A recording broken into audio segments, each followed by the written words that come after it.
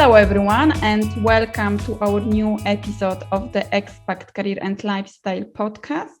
This is Dominika, your host, and today I am coming to you with another special guest, Alexandra Paucescu. She is from Romania, born in Bucharest, former exchange high school student in the US, and she has a degree in management and master in business.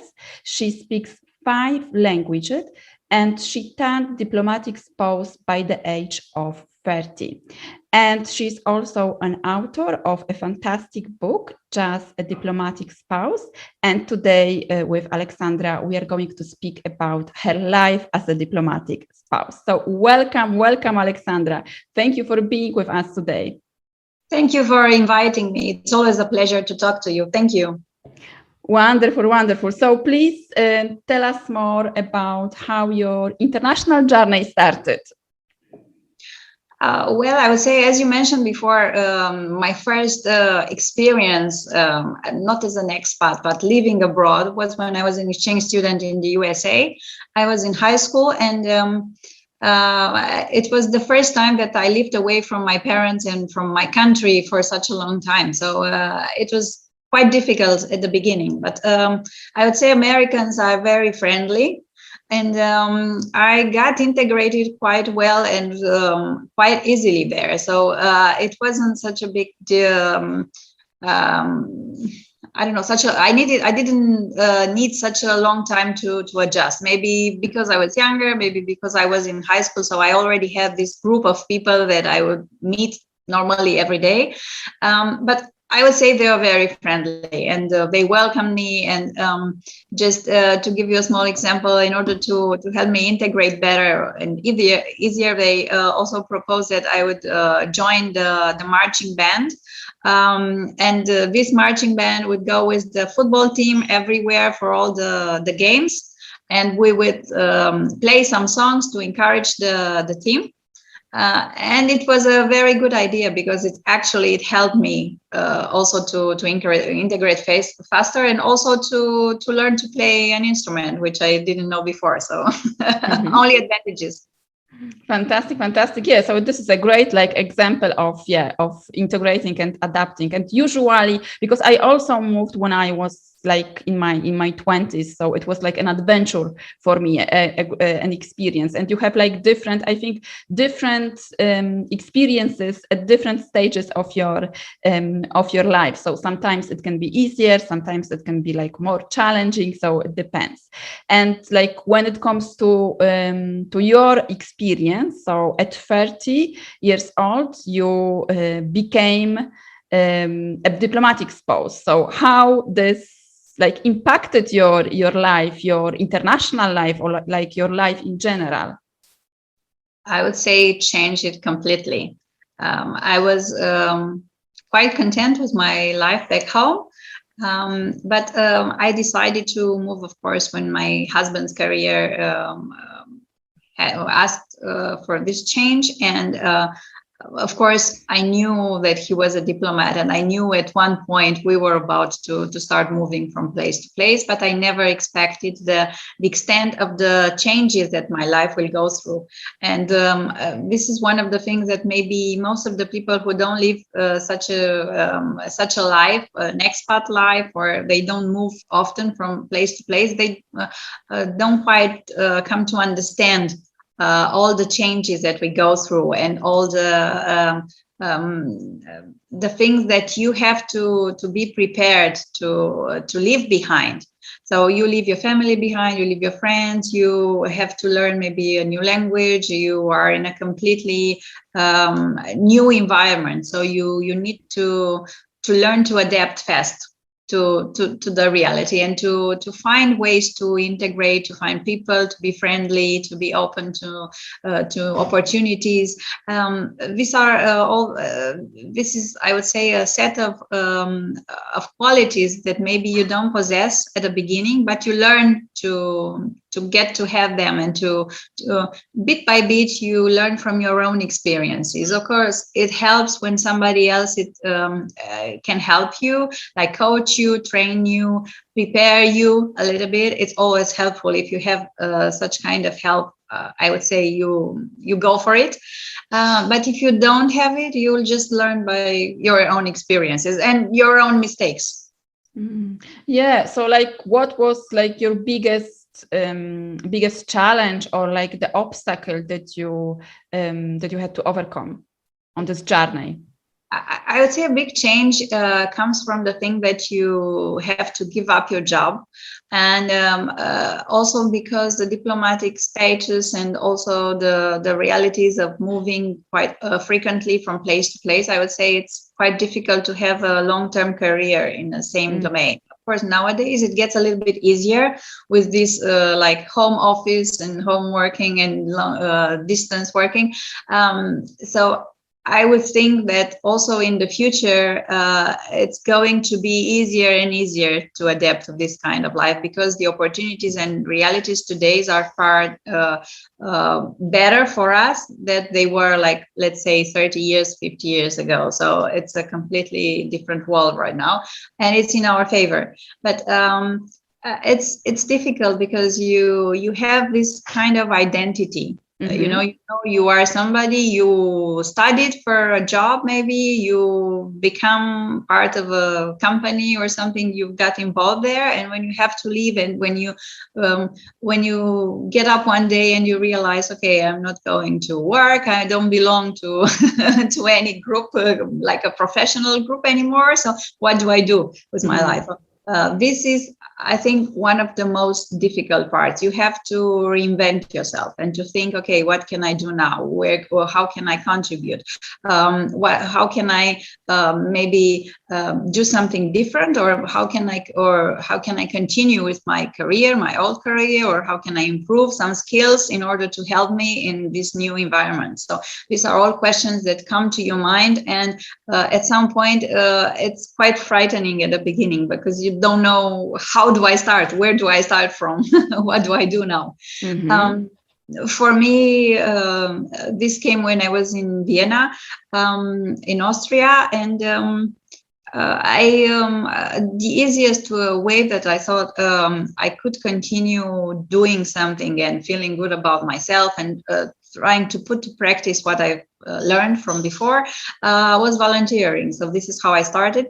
I started volunteering, and I would say it, and I always tell everybody that, because at one point, the satisfaction that the results of your volunteering work gives you, it's far greater than maybe any paid job that you would have at some point. So the rewards are far more.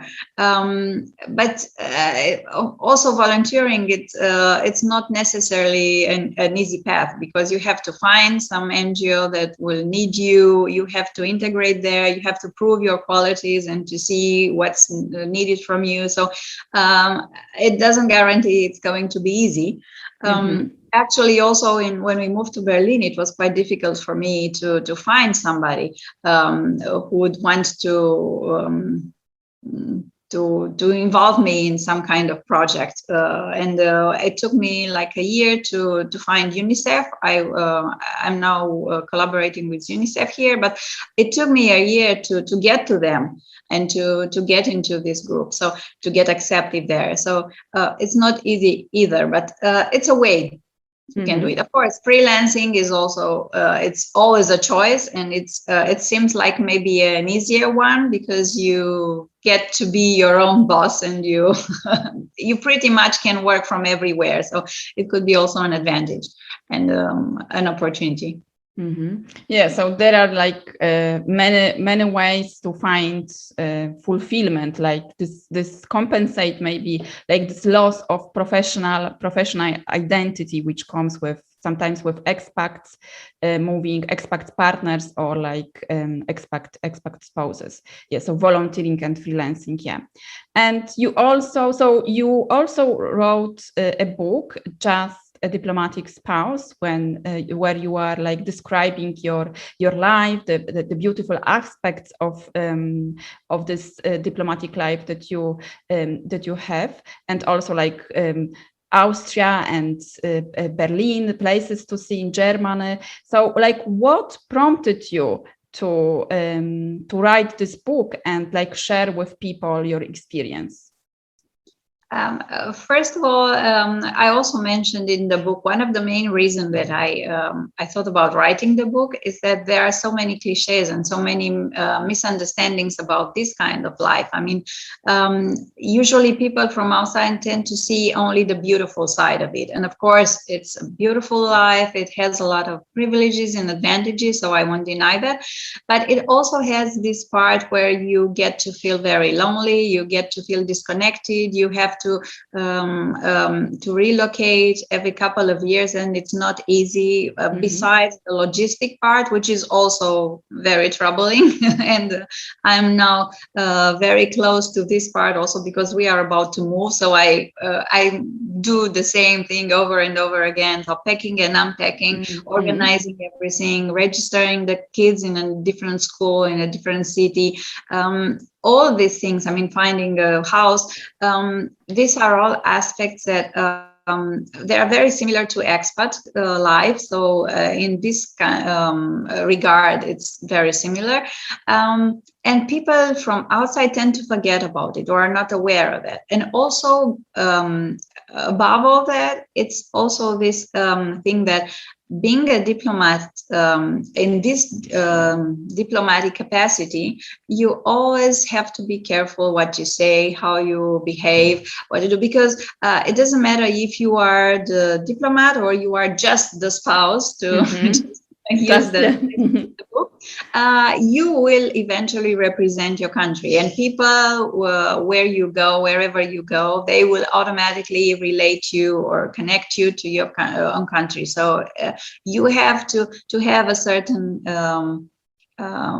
presentable approach to everybody. So you have to keep this in mind, and this adds to the pressure and the normal everyday pressure that everybody in this kind of life feels, I would say. So this is one of the main reason is this one. And second, I thought that as I mentioned before, if you're not trained for this kind of life, if you don't have like a coach or somebody who can guide you, you will always make mistakes, at least at the beginning. So I thought maybe if I would tell my story, maybe some people could learn some things out of it, and maybe they could avoid some of the mistakes that I made. And now I know better that, okay, for the next postings, maybe I will try to avoid. So if I can help somebody, it will be my pleasure.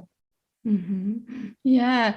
So you said like the one like drawbacks or like a negative aspect can be like feeling lonely or feeling disconnected as a diplomatic spouse. So how, even as an expat or like international people who are moving, so how did you, because you are also describing this this moment in your book while you were living in, while you are still living in Germany, that you felt lonely like at the beginning. So how did you, how to overcome that? How to overcome this feeling of loneliness and like being disconnected?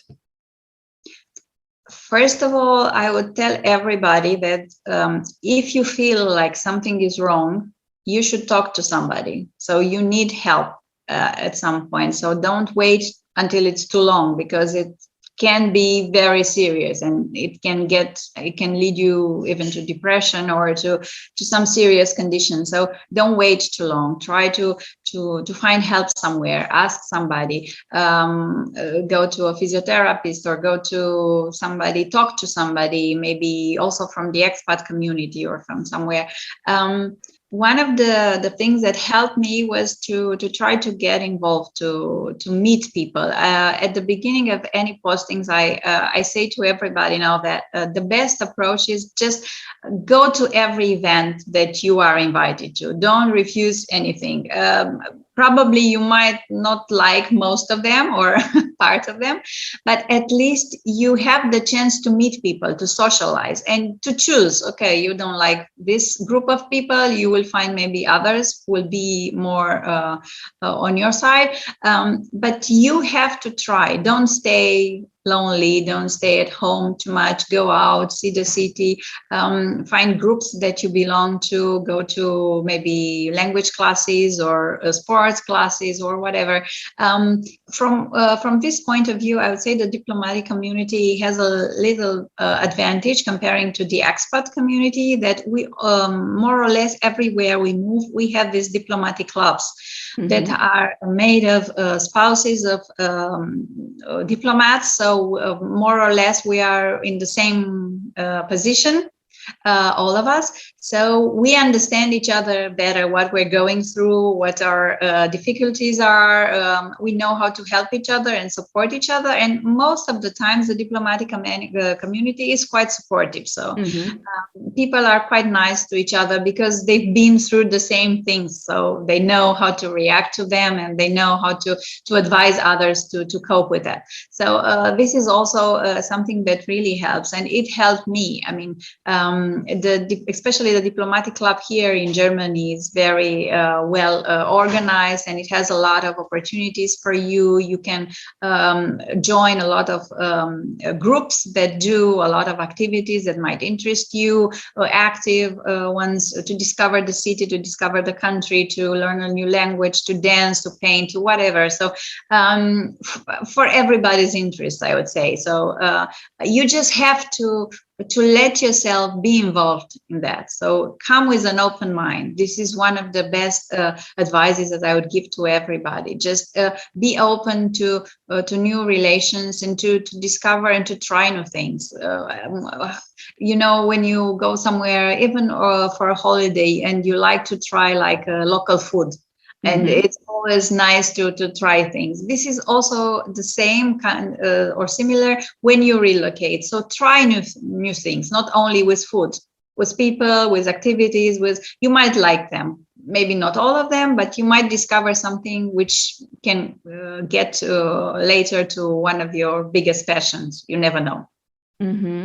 Yeah, so like being open, and like pushing yourself, going out of your comfort zone, because sometimes we can stay like at home, right. Or like within also like our own community of people, like for example Polish people, English people, like people from our home country, and like don't go out and meet with locals. So like what would you say are like 3 key steps, or like your 3 key advices or tips to adapt to a new country? I also, when you read the book, for sure you've seen that I have a special chapter there with some guidelines, things that I would recommend to other diplomatic spouses or expats moving somewhere to do in order to get easier over this adaptation period. So I would say now, one of the best advices that I would give is try to prepare yourself a little bit, learn a little bit about the place you're going to move. It always helps if you know a little bit from before. So don't go there just knowing nothing about the place and about the people. And if you, of course, it will not prepare you 100%, and you will still experience some situations maybe that would seem awkward or you won't like at the beginning, but you will know a little bit what to expect. So I think the cultural shock, it's going to be a little bit smaller or softer if you prepare yourself a little bit. Read about the people, about the culture, the local culture. It always helps.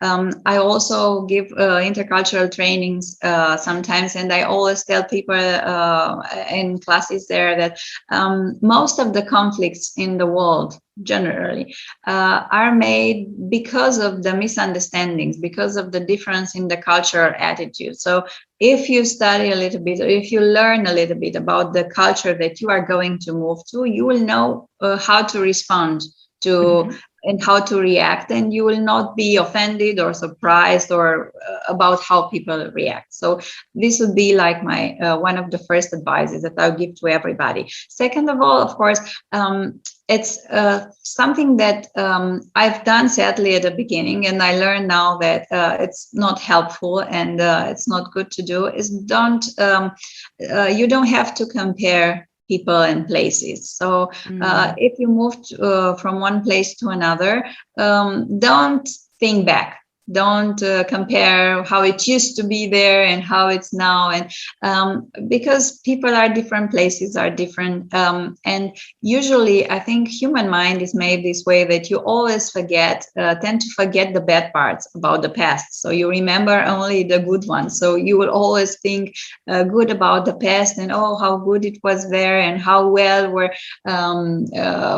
things were arranging there and how difficult it is now, especially when you are at the beginning of a new posting, let's say. So don't do this comparison because it's not helpful, and it will only bring you down. So don't do it. Also, if you can learn the local language, it's also helpful, because this is, I would say, like the first step into your adaptation phase, and in order to get in touch easier with people and with locals, it's always helpful to learn the language.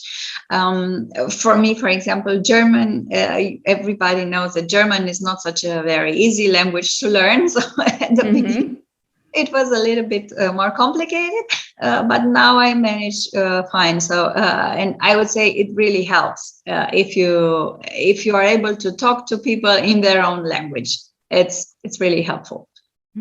Yeah, and you also like describe in your book then when you moved from Austria to Germany, the German that you learned in Austria was a little bit different from the German that you speak in Germany. So that people couldn't sometimes understand you. Yeah, it's there are some funny situations, of course, because there are little differences, but there are still there. And I understand if you, for example, move to Switzerland, it's even more complicated. I mean, they also speak German, but different. It's a different German too. So it's even if you know the language, it doesn't guarantee that you you understand the people. But it certainly helps at least a little bit. So just.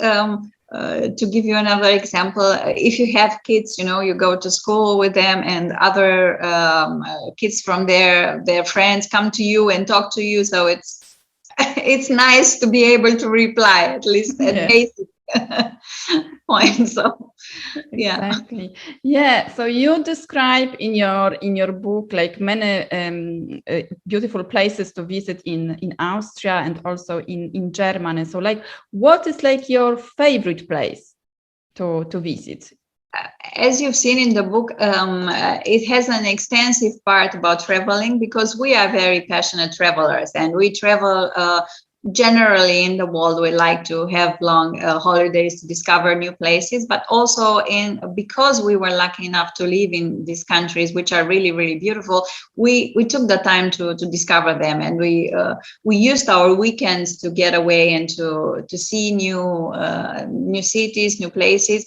And I described some of them which are maybe not very touristic, and you cannot find all of them like on a normal search on internet, but places that we loved and we thought that they are beautiful and worth seeing. So I would say there are many.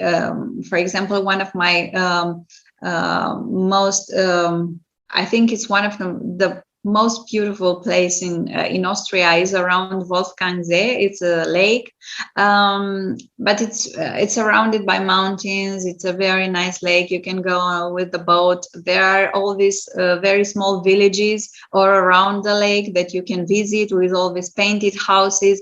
It's really, really beautiful. And especially, for example, in Christmas time, they have all these Christmas markets, little Christmas market. It's like a fairy tale. So I would always recommend this area to anybody. Also along the Danube, if you go from Vienna, you can go by bike, or and there are also these little vineyards and all these restaurants, local restaurants, where you can eat local foods and delicious foods, and also taste good wine. So there are a lot of places. And also in Germany, One of our favorite cities in Germany is Hamburg, which is really, really beautiful. It's by the sea. It has an incredible architecture. You can take the boat and go around the harbor and see it more from there.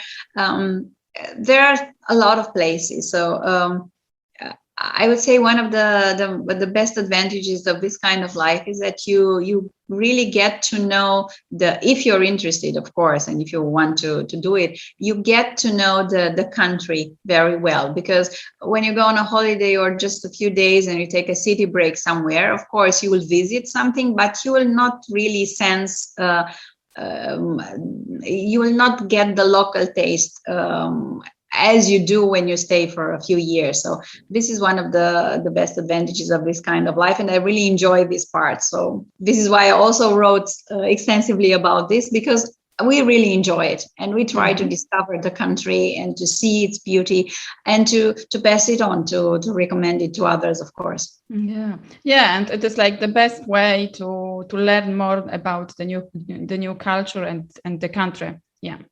To travel and to visit those places. And to try to not go only like in the described traditional tours where you go only in the center of a city. And I always like, when I go somewhere to visit something, I always like to walk on the narrow streets and to see how the very small shops are arranged and how people live and what's their everyday life is. So I like to get the feeling of how the locals really live. So this is really nice, and I really like it. Fantastic, wonderful, Alexandra. So thank you very much for being with us today and for sharing your experience with us. So tell us, what are your projects for the future, and also how people can connect with you and where they can find your book. For a moment, as I said, we are about to move from Berlin, so our life will be quite busy for the next few months, I would say. But besides that, I'm also writing for a couple of magazines. So I write monthly articles for them. I also do interviews, a series of interviews with other diplomatic spouses. As the title of my book is Just a Diplomatic Spouse, it was a little bit like an ironic title, because is that we are not just diplomatic spouses. So most of the women, and not only women, because there are also a lot of men which are diplomatic spouses right now, we have career, jobs, passions, hobbies, things that we are passionate about and we do well. So maybe people don't know about it, or they try to minimize that. So this series of interviews that I'm doing for one diplomatic magazine that I'm writing for, they are just trying to emphasize this idea that to discover and to present spouses with their own career, work, lifetime achievements, and to celebrate them besides the diplomatic status that we have. So this is one very dear project to me, and I'm very lucky that I got people around me who supported me in that, and they recognized the need for that. I'm also currently working on a children's book. I'm hoping it's going to be out soon. It's also about traveling, but also about achieving your dreams and being able to be confident that you will, with work, of course, you will get wherever you want to. So I think this is also a message that it's important to pass on to our children. And of course, as I mentioned, also I do some intercultural trainings for people who want to relocate, or who want to find out about this subject, which is more and more important, because the life nowadays it's taking us globally. So we need to be prepared to understand differences in culture. Yeah. And so how people can connect with you? I'm on Instagram under my name, Alexandra Paucescu. I would say I'm most active there. I also have a Facebook page, Just a Diplomatic Spouse, the name of the book. Of course, they can find the book on Amazon or Waterstones or so I would say if you Google my name, you will find it for sure. Fantastic. I will put the link to Instagram and Facebook with the show notes so people can go and check it. Thank you. So thank you very much again, Alexandra, for being with us and for sharing your experience. Thank you very much for listening or for watching if you are watching the video. So please tell us what are your learning points from this interview, what are your insights, share in the comments, and I will be back soon with another episode. Thank you very much. Thanks, Alexandra. Thank you.